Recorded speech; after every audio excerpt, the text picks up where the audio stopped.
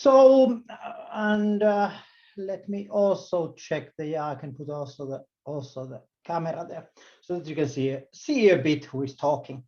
So yeah, let me put that away so that it's not disturbing. So yeah, the topic of our article is improving the digital security of smart energy systems with smart contracts, and it's been done by myself and my colleagues Pekka Koskela and Juha Parssinen. And yeah, I need to be honest immediately. So I haven't done a smart contract in my life because that's the business of my colleague Pekka. He comes from the industrial or actually applied cryptography team, and we are in the applied cybersecurity team together with my other colleague Juha. So we're more focused on the attacks and the management things and stuff like that. While Pekka is working with the actual smart contracts, and in his team there are also the technical people. But yeah, let's move forward. This was just as a word of warning. Good. So shortly about the background, we have had a couple of projects recently related to the energy industry and smart grids, especially the cybersecurity of them. So practically, this article is based on the development on the energy industry. So because there's an increased digital interaction between different stakeholders, there's also needs for economical viable solutions for different trustworthy communication solutions. So we were thinking that, yeah, this is of course a new possibility to use blockchain and smart contracts. Actually, Tim before me in his video presentation, he was giving a really good introduction on the blockchain issue. So no, I'm not going to focus on that. I have a couple of slides about smart contracts. But there's also some existing research that you can find as references and as text in our paper. For example, there has been a lot of reviews on the use of blockchain technology by Yapa et al. Most of them are in last recent years. Then, of course, the identification of potential applications, analyses which cover the security threats and vulnerabilities. And also there were at least one that was using AI for the detection of the threats and any kind of interference that happens. Also, smart contract exploitation in different test environments. There are a couple of examples. We have them in the paper, but there are some more ones also. And in addition, there's also an extensive number of articles on different smart grid business applications. So feel free to check them from the article. I'm not going to focus on those.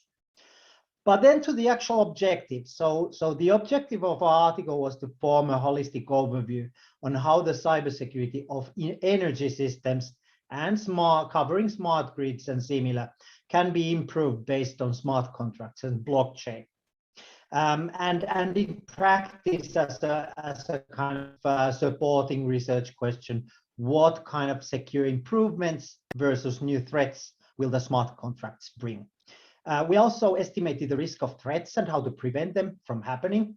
And one point which is really important, we focused on the entire life cycle of smart contracts. So generally speaking, you're normally focusing only on the implementation part or the execution part, but you should also take into action and take into account the development and actual application of the smart contract, and also the termination.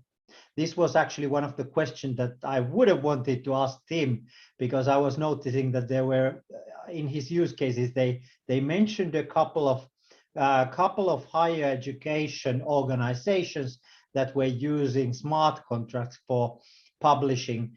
It was the certificates for some degrees or some courses or something like that. But there's always the issue with the not only the smart contract but with the blockchain, is that actually you cannot delete anything from that. So practically, how do they comply with the GDPR rule on letting people to be forgotten? So practically, there are two serious issues. So practically, one is that what if there's an error in the certificate, and what if it is an embarrassing one? So all the organization can practically do is kind of create a new one and tell that, yeah, this is the right one.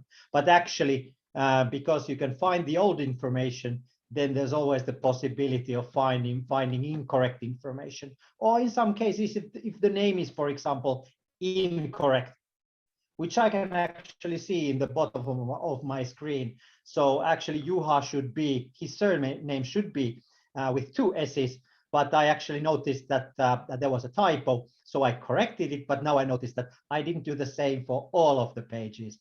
So my colleague Pekka has done the initial version with different templates in the bottom. But yeah, that's one example. But yeah, let's go forward.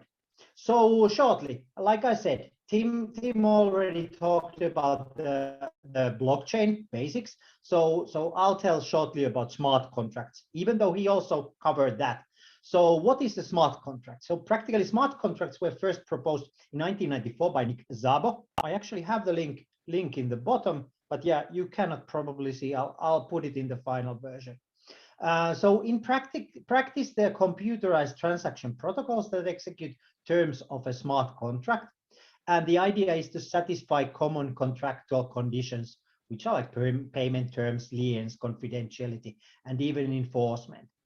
And to just summarize this also, the key objective is to automate operations that might otherwise be affected by human error, and that are of course easier to do using the automation. So smart contract characteristics. First of all, they're always stored in a blockchain, or at least the information that is needed to fulfill the smart contract. That means also that since blockchain is, even if it's a private one, the users or the people that have access to the blockchain are able to check it. So practically they can be checked by everyone, and the operating logics and results are visible to everyone that has access in there. Also, due to the nature of the blockchain, the smart contract cannot be changed after it has been implemented in the blockchain. Also, the operation cannot be blocked. Of course, yeah, you can kind of disturb the operation by, for example, DDoS attacks or similar, but practically you cannot block it, and also the results cannot be modified. So once it is valid, it should provide always the same result. That's the last part. So performs the functions assigned to it automatically and always in the same way. So practically, if you put a certain input value there, it always produces the same output. So benefit smart contracts in general are automation, mutual trust, and increased security. So practically the ones that I already kind of explained in the previous slide, but yeah, you can see the same thing here. So mutual trust enables also eliminates the need of third parties.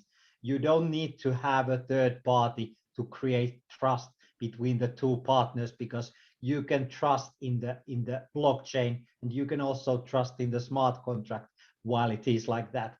Then, of course, yeah, the automation, which I already explained in the previous slide, so automation of contract-based functions. And then increased security is like the increased security, for example, based on the decentralization. And of course, since it inherits the security of the blockchain, that's also a benefit, a definite benefit for that. And of course, the management and maintenance of equipment is also there possible. So you can do these automated tasks with the smart contract.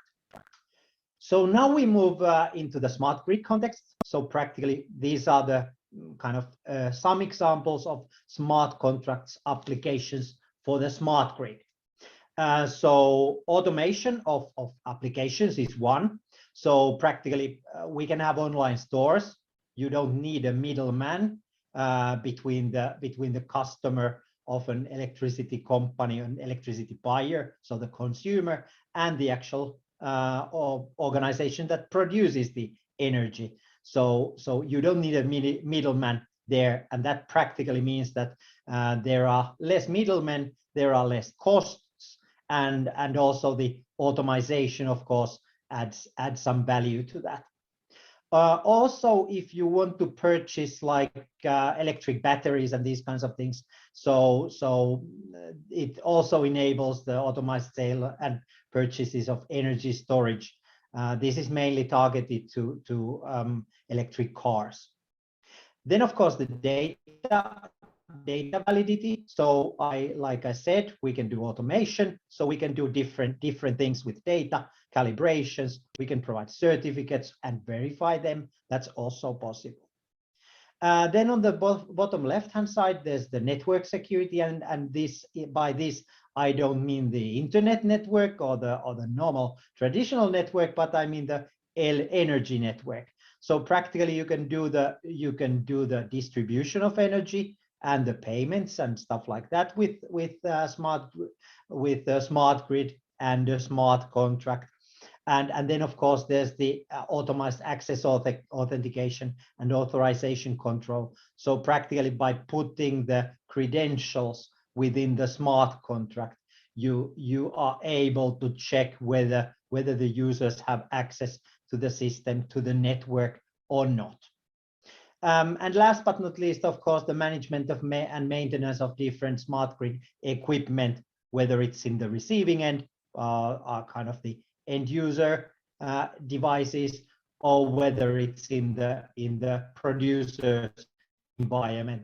So practically, there's the possibility of updating software securely, provisioning new versions of software. But then on the other hand, there's also the possibility of kind of having these automated warranty follow-ups. So practically, the smart contract can be set up in such a way that you can actually perform some automated warranty functionalities. So yeah, there they are, the distribution automation of applications. Those are the basic applications for the smart grid. Shortly also about the security of the smart contract. So like I said, the smart contract inherits the security of the blockchain. And then, of course, when the blockchain is, especially when it is in the cloud or some other environment, the blockchain, of course, inherits the cybersecurity of that environment. So in that sense, it's the basic security onion, if I may say so. Like I said, we're focusing on the life cycle of the smart contract. So here's that described briefly. So first of all, there's the creation, where you create the mutual agreement with the other stakeholders. Then, of course, there's the design of the smart contract, coding and testing and validation. That's really important. Then when you do the deployment part, that's the second stage, you store the smart contract within the blockchain. That also creates threats. It involves some threats, especially related to DDoS attacks or DOA attacks. So practically, I've got them described in the next slides. Then the third phase is the execution. So practically, that's the part where the smart contract is executed and used normally. So that's the normal situation. That's where it should stay for the longest amount of time. And also, like I mentioned earlier, the termination is also important. So practically, if you've got a smart contract functioning somewhere, you should also design it in such a way that it can be terminated in a safe manner, and the information can be kind of how would I say, put into end. This, of course, because you cannot take the information from the blockchain ever. As long as there's even one copy of the blockchain, you've got the data somewhere stored, so you cannot control that, but you can control the termination of the smart contract process, so that when the contract ends, after that the smart contract doesn't perform the functionalities needed anymore. Good. Then I'll have a small drink and then we'll move into the actual bread and butter. So the threats during the life cycle of smart contracts.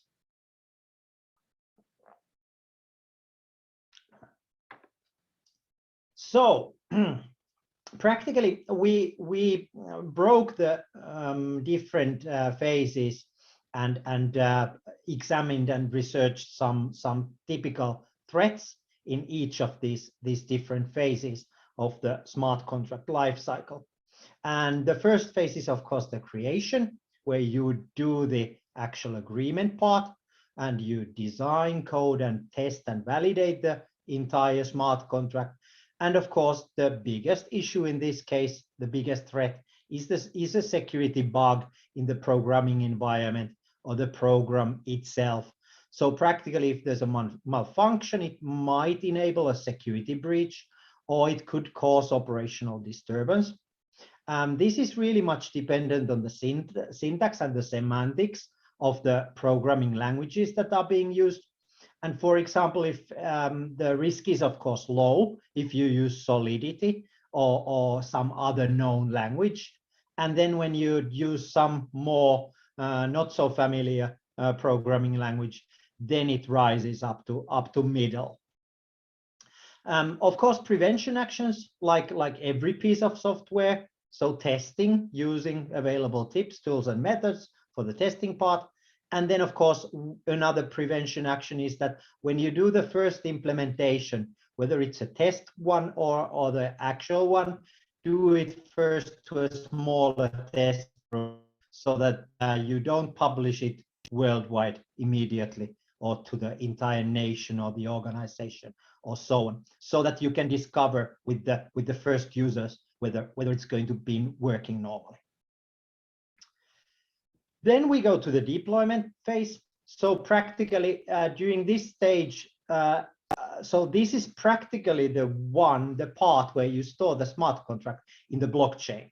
So practically, of course, it means that you've got a small distribution in the beginning, especially if you're also publishing the blockchain at the same time, which of course you want to do. So practically, DDoS attacks could be quite easy to do. And of course, since the entire blockchain network is at this stage rather small, it's worth doing if you want, and fairly easy to do, especially compared to the next stage where you've got a large distribution network, and in that case you would need to do the DDoS attack against the entire network, which makes it more difficult, of course. Then the smart contract modification attacks. There was actually a good internet link on DOA attack. So that's you can read about it also on the paper, or just type in DOA attack and it'll probably be the first Google link. It was actually quite interesting, but it involves a bit techniques and technical parts which I'm not that familiar with. I need to read it a couple of more times before I can explain it to you. Good, but then for the deployment part, the damage and risk, of course, the damage is the prevention of start of the smart contract activities or operation. So practically, just like any DDoS attack, it stops you from doing things. So practically, that's the biggest damage. Also, the DOA damage, they are similar to those from security bugs. And of course, the risk is really low when you've got a private chain, which means that you've got a limited amount of permitted access to the chain. And actually, it also means that if it's non-public, then of course outsiders cannot do the attacks unless they specifically don't know where to attack. And then, of course, if you use public chains, then of course the risk increases again to middle. By the way, our scale here was just low, middle, and high, so it wasn't that we weren't doing more detailed risk analysis on that. Prevention actions. So the idea of using distributed and especially fast platforms that prevents you from DDoS attacks, and also using private or at least permission blockchains. So that also helps with this thing. And DOA attack, practically the monitoring the operation and the integrity of the smart contract is the only or actually the best way of preventing the DOA attack possibility. Then two more phases. So practically the execution phase, which is the most typical, most people see during this phase. So normally, because especially if we've got a really large distribution of the blockchain and the smart contract also, so it practically means that it only slows down the blockchain, but in the worst case, it could block the smart contract completely. But normally this is not the case. As we kind of highlighted here, the risk is rather low because it mainly slows down. But of course, there's the worst case scenario where you are able to block the smart contract entirely. But also attack to the initial input or output values is another type of threat, which might result into an incorrect result from the smart contract. This shouldn't happen. But in any case, yeah, damage and risk. So slow down activities, any activities or operations producing wrong results. And then, of course, the risk is quite low. How do you prevent from these? The level of distribution should be higher. So the bigger the network, the smaller the risk. And then also using faster blockchains that aren't affected by the slowdown in this case. So that's a good option. And also some other things that we were kind of looking was that to monitor the contract activity and also have input and output data encryption, which of course increases the load, and also integrity control programs. That's also another option. Last but not least, what I mentioned that of course the termination of the smart contract is also important. So the biggest threat, of course, is that if we've got a smart contract that should end today, then if there's an attack, it could affect the smart contract to be valid still today and tomorrow, and it would be terminated at a later time. Or in some cases, it could be the other way around. So practically the smart contract is terminated too early. But that's mostly due to a programming error. So you haven't designed the termination part properly. You've put the wrong date there, or forgotten, or there has been the 2000 millennium bug or something like that. Similar kind of a risk. The damage and risk, like I said, of course, the contract activities being terminated too early or too late, that may have economical consequences. But then again, in this case, the risk is low, especially for private blockchains. So practically because there's a smaller permitted network and smaller amount of users involved. So of course, if someone attacks, it influences less people practically. If it's a public blockchain, of course, it influences a bigger amount of users. Prevention actions. So actually, the only way is to design the termination process so that it takes into account any possible attacks. And of course, careful testing is also important in this sense. Couple of more slides to actually, so the discussion part. Like we said in the paper, so most of the attack sources are not platform issues, but they're a result from smart contract programming errors. So using simple programming languages like Solidity, so that's always a better option. Also, integrated development environments is a good thing. Then, of course, when we design the smart contract, we need to kind of know what tasks the contract and blockchain, what are they intended to do, especially in the smart energy systems context. We're talking about critical infrastructure, so it's really important. Actually, it should say selection of suitable platforms and languages. There's a typo there. And of course, the idea is that in general care, you should carefully study and test the smart contract before putting it in operation. Of course, updates, if you've got distributed apps, in terms of consistency, you should be make the updates in a consistent manner to all distributed apps. Also, you should know if there are any interconnections with other smart contracts. So if the smart contracts produces an output value to another, for example, in the smart grid energy network. So you've got a smart contract reading the electricity meter and providing the information to another app, which performs, another smart contract performs the invoicing of that electricity meter of that individual user. So practically you need to also know all the interconnections. Then simple technological things, use of random number generator, use of timestamps to know when things have happened. That often is forgotten, even though it's really important. And also use of other technologies such as AI and deep learning for detecting like errors or detecting the normal operation. You can teach it quite well since it's an algorithm only. And final slide, so the conclusions. So all in all, the final security of the smart contract, this applies also beyond the energy use case, but still final security of the smart contract depends on the implementation.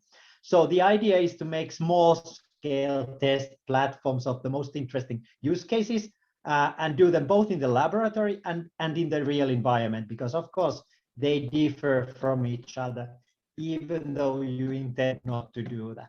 And that's also of interest if you're using like digital twins. That's also one interesting area. So it should resemble the real environment, but it doesn't always do that.